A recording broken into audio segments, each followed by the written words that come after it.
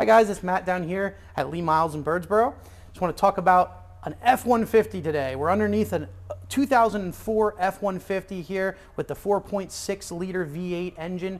Came in here, the customer's original concern was my truck doesn't start. It just cranks and will not start. So we got it towed in, we got it into the shop here to take a look at it.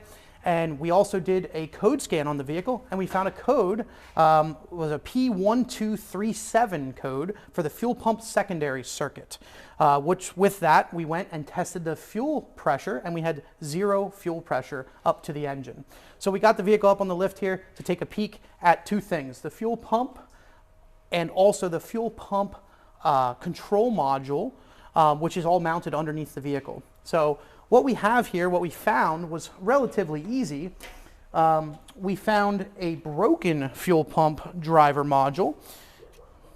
It's in 2 different pieces, and the reason that that's in 2 different pieces is from the factory, Ford mounts this control module up underneath the truck, above your spare tire, against the cross member here above the spare tire. And it's mounted flat onto that cross member.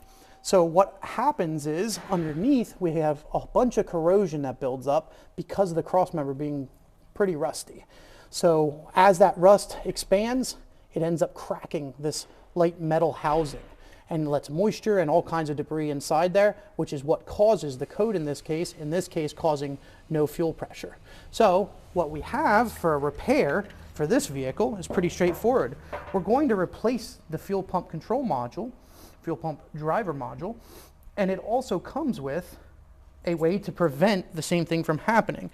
With the fuel pump driver module, we actually have these studs that instead of just bolting it fast onto the cross member, we're going to run these studs in first, which will actually space the fuel pump driver module away from the cross member, not allowing that corrosion to build up.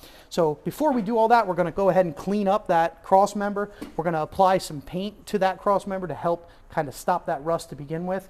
Then we're going to install our new hardware kit, install our new fuel pump driver module.